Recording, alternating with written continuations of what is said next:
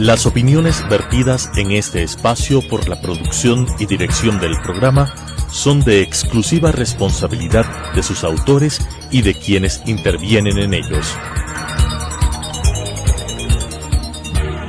Telesucesos Canal 29 UHF presenta Salud y Genética, un espacio dedicado a descubrir cómo la genética puede ayudarte a mejorar y prevenir problemas de salud en tu familia, con la conducción de la doctora María Belén Matos, tu genetista de confianza.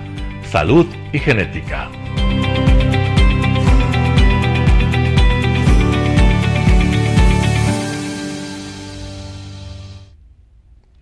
Buenos días, amigos televidentes y aquellos que nos están viendo por redes sociales. Hoy es viernes y es sinónimo de aprendizaje en el tema de la salud y la genética. Existen algunas condiciones que son poco prevalentes, poco conocidas, sin embargo, impactan profundamente en la calidad de vida de quienes la padecen.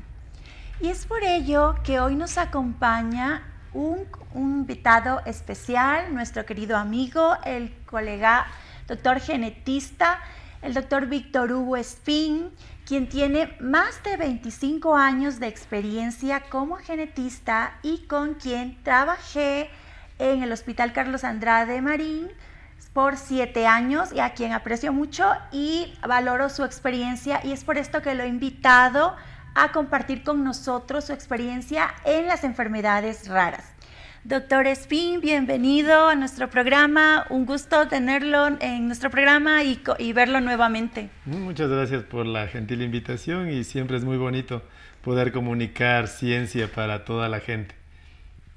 Así es, comentábamos que existen enfermedades que afectan a pocas personas, pero que tienen un gran impacto, y no por ello debemos dejar de hablar sobre ellas, de conocer sobre ellas, sobre todo porque muchas veces pasan desapercibidas delante de los médicos, y es lo que conocemos como peregrinaje diagnóstico, que como genetistas sabemos que pueden tardar entre 5 o 10 años, incluso más, un paciente para diagnosticar una enfermedad.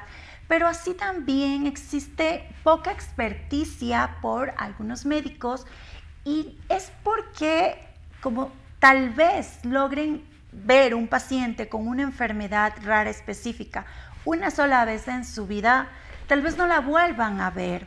Pero durante estos 25 años de experiencia, yo me imagino que pues usted ha visto muchas enfermedades raras, de estas que tienen una prevalencia de menos de 1 en 1.000.000 en ocasiones, y que ha visto varios casos y por lo tanto podrá tener más experticia, y es por esto que le invitamos. Y vamos a iniciar comenzando, vamos a explicar qué son estas enfermedades, qué tan frecuentes son o qué tan poco conocidas en su experiencia, y cuáles han sido las dificultades principales en su abordaje diagnóstico. Bueno, es una pregunta bastante amplia y bastante interesante, porque, claro, hay enfermedades de muy alta prevalencia, hay diabetes, hay cáncer, que obviamente todo el mundo está consciente de las mismas, porque en algún momento algunos familiares han sufrido de esta dolencia. Pero en cambio, estas llamadas enfermedades raras, más científicamente enfermedades huérfanas, son enfermedades que hay muy poco en la población, y al ser muy poco en la población también son difíciles de diagnosticar. ¿Y por qué? Porque hay un axioma que dice que uno no diagnostica lo que no conoce. Claro, y es dificilísimo conocer algo que tenga, como ya dijeron, una incidencia de 1 en 1.000.000, por ejemplo. Es una enfermedad rarísima. Entonces, la formación del médico, primero como médico general y eventualmente después como médico especialista, está enfocada a buscar lo más común, lo más prevalente, lo más frecuente que puede enfrentarse. Si una persona tiene un dolor de cabeza, una cefalea, pues no van a pensar que es un tumor neuroendocrino. Primero habrá que pensar que es de estrés, que hay mucho sol, que no ha descansado bien.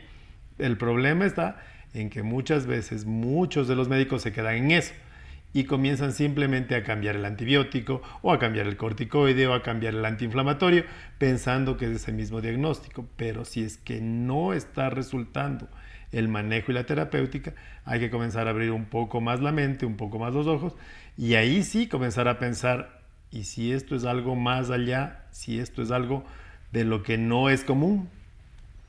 Así es, doctor, y en efecto muchas veces se nos pasa por delante, como decía, muchas enfermedades, y hay muchas personas que probablemente nos están mirando ahora en este programa y que padecen o presentan una condición de la cual no saben ni siquiera cuál es el nombre. Y quisiera saber, en su experiencia de más de 25 años como genetista y de más de 17 años como genetista en el Instituto Ecuatoriano de Seguridad Social, esta dificultad en el diagnóstico o en que el paciente busque un genetista para poder saber, conocer qué es lo que presenta, cuál es la causa de las manifestaciones y síntomas que lo están afectando desde hace muchos años y que probablemente también ha afectado a otros miembros de su familia. En su experiencia, en el doctor Espín, que llegó a Ecuador hace más de 25 años, y el doctor Espín, que se desenvuelve actualmente en consulta privada, en todo este tiempo, ¿qué ha cambiado? ¿Estamos igual? ¿Hemos avanzado en algo? ¿Tenemos más posibilidades y métodos de diagnóstico? ¿Ha incrementado la concienciación y el interés de los médicos de otras especialidades por estas condiciones que generalmente tratamos los genetistas? Bueno, es que estamos hablando del siglo XXI, el siglo de la medicina genómica. En el siglo de la medicina genómica, claro, ha habido muchos cambios en el mundo, no solo en el Ecuador. Las mismas formas de enfrentar o de tratar de diagnosticar una enfermedad hace 25 años no son las mismas que ahora. Existe un nuevo armamento molecular que permite a la ciencia médica poder avanzar muchísimo más en el diagnóstico. El ejemplo más claro para entender esto es que en el 2001 recién se publicó en El Mundo que se había logrado hacer el genoma humano, una cuestión en la cual hicieron una conferencia de prensa al mismo tiempo el primer ministro de Gran Bretaña y el presidente de los Estados Unidos. Se calculaba que en ese entonces hacer todo un genoma humano con la tecnología de hace 25 años equivalía a un costo de $100 millones. Hoy por hoy, en el año 2024, es posible en un enfermo que tenga un problema que sea de difícil diagnóstico, de difícil solución, poder investigarle todo su genoma humano con un costo aproximado de unos $1.500. Es decir, es un cambio que no se podría haber imaginado uno hace 25 años. El problema es que una cosa es en Dinamarca o en Alemania y otra cosa es en nuestro país, donde esa tecnología que es de todos los días en los países del primer mundo, aquí se transforma en un privilegio de las personas que pueden pagarlo. Y como sabemos, en nuestro país existe muchísima gente que podrían estar o algún otro tipo de examen molecular avanzado y que no está a su alcance el poder acceder al mismo. Exactamente, doctor. Pues la genética, como lo hemos comentado también en otros programas, ha tenido unos avances impresionantes y en cierta forma nos asombramos porque el conocimiento diario es impresionante. Cada vez se descubren más mecanismos, existen nuevas tecnologías que han permitido el desarrollo de investigaciones, no solamente para diagnosticar enfermedades, porque sabemos que existe un grupo especial de pacientes con enfermedades raras, poco conocidas, pero también existe un grupo de pacientes con enfermedades raras no diagnosticadas, en donde en investigaciones a nivel de grandes centros, con las mejores tecnologías y las últimas, pues tampoco se ha logrado llegar a un diagnóstico o comprender cuál es el mecanismo etiológico. Concuerdo con usted, pues, que hay diferencias en el acceso al diagnóstico, también de acuerdo al país en el que estemos hablando. Sin embargo, algo que es importante para poder tomar decisiones, los tomadores de decisiones de salud pública, por ejemplo, y también de la empresa privada que debe invertir en algo que también le va a, tiene que compensar esa inversión, es el hecho de que no se conocen muchas, que no se conoce una prevalencia o una frecuencia de muchas de estas enfermedades que ya sabemos que se presentan en 2 de cada 10,000 personas. Sin embargo, en este aspecto, en investigación, ¿se ha hecho algo en nuestro país para conocer la prevalencia de estas enfermedades? ¿Existe algún registro, alguna estadística seria, confiable, que nos permita conocer cuáles son por lo menos las enfermedades más prevalentes? ¿O tenemos que seguir basándonos en nuestra experiencia, en mi experiencia personal, conocer cuáles son las que más veo en consulta, y en su experiencia, que es mucho mayor, también conocer cuáles son las más frecuentes que usted ha visto? ¿O tenemos investigación en este tema en nuestro país? Bueno, ese es un tema bastante complejo y a ratos bastante triste, porque una verdadera investigación implica recursos monetarios y recursos en tiempo.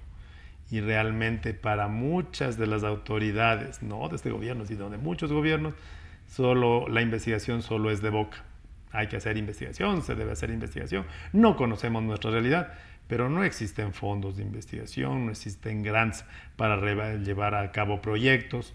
Entonces las investigaciones que se hacen aquí realmente son esfuerzos pequeños, no articulados, que han dado algunos resultados. Hay estudios interesantes, un estudio hace más de 20 años en el que se dedicaron a estudiar todos los niñitos con anomalías en un año en la maternidad de Isidro Ayora. Nos daba luces de cómo está nuestra realidad de los niñitos malformados recién nacidos.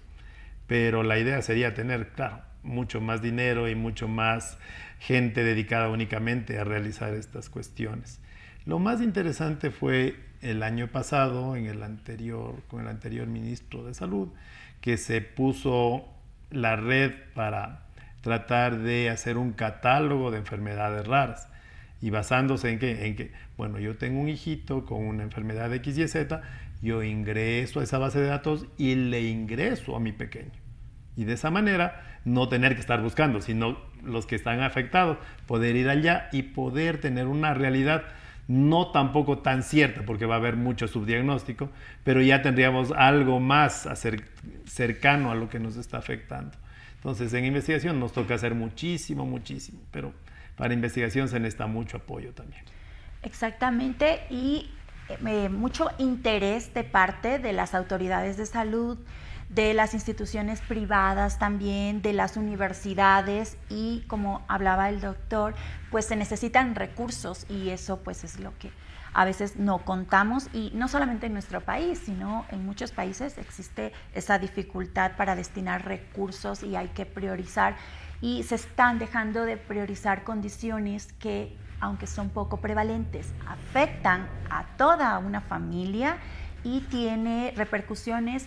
Pues es un individuo que tal vez con tratamiento, con el conocimiento de su enfermedad, puede aportar a la sociedad. Sin embargo, se ve limitado al no tener un diagnóstico y no poder acceder a un tratamiento oportuno que mejore su calidad de vida, no siempre que lo cure, pero que mejore su calidad de vida y pueda desempeñarse y ser una persona funcional y que va a aportar a la sociedad.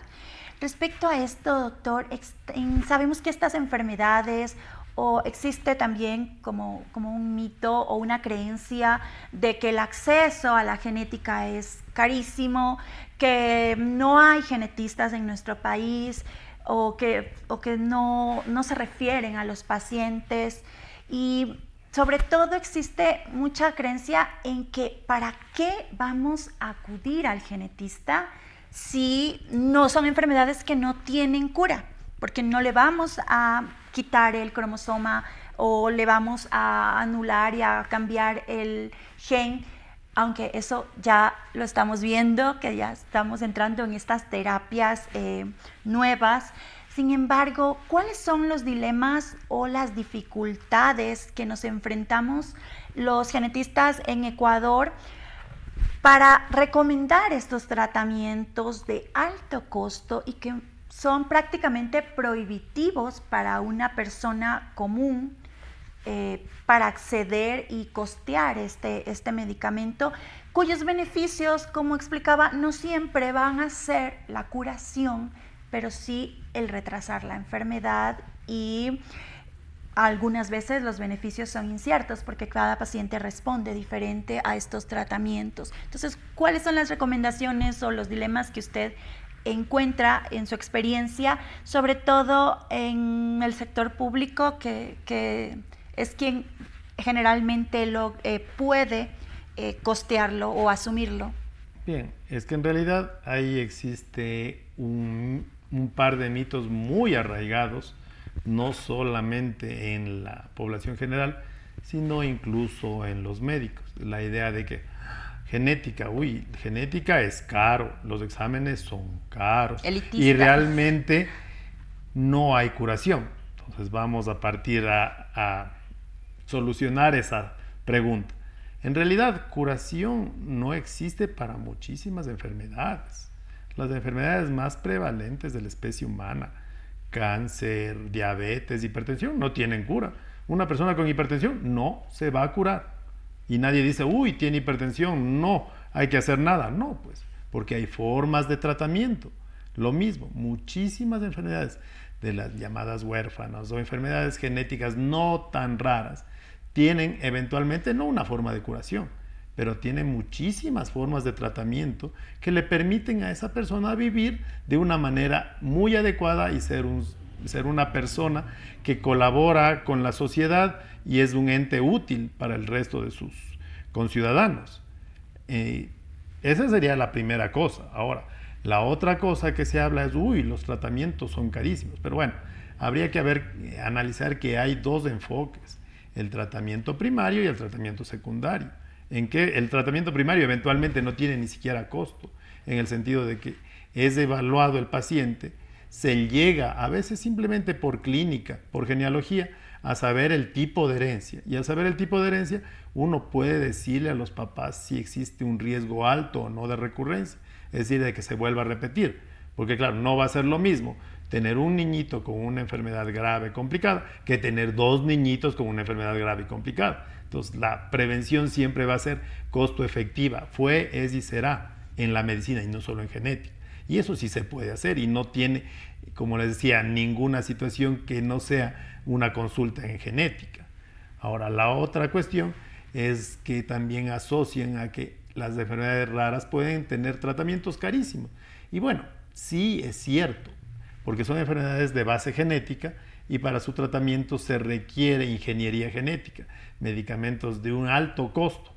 Pero ojo, no es que todas las enfermedades genéticas tienen su tratamiento basado en ingeniería genética. En realidad es una minoría y muy pequeña. Y esa minoría, claro, se va a beneficiar. Pero consideran que todo niño con enfermedad rara tiene una inyección, un suero, un jarabe que le va a curar, a sanar. Desgraciadamente no es así. Hay algunos que sí tienen, pero una gran mayoría no tiene un tratamiento de base molecular. Pero sí tiene tratamiento en base a la sintomatología y en base a la prevención. Muchas gracias, doctor, por su comentario, y comparto este punto de vista en que hay un paradigma que creo que hay que romper, y que es el hecho de que las enfermedades genéticas hereditarias no se curan. Y muy buena su comparación con la hipertensión, y también yo he hecho muchas veces esta comparación con la diabetes mellitus. No te vas a curar, dependes de primero educación, ejercicio, dieta, ¿sí? Y luego pues el tratamiento, y tratar de evitar que llegues a necesitar insulina, que también es un medicamento de reemplazo, ¿no?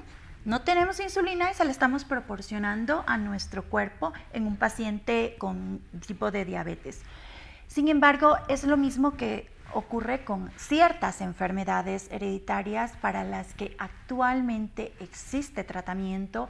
Son poquísimas y es importante concienciar a la población y al personal de salud en general sobre que existen terapias específicas para ciertas enfermedades, saber identificar esas enfermedades que al menos tienen terapia específica y que la mayoría o en general todas, incluyendo estas, pues lo que van a requerir es un manejo integral, ¿no? Un diagnóstico para poder establecer un pronóstico y un plan de seguimiento que puede ser por diferentes especialidades de acuerdo al tipo de enfermedad de que se trate.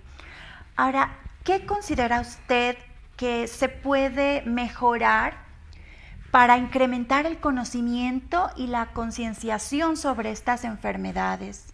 ¿Cuáles son las estrategias que ven, que encuentra o que nos puede recomendar?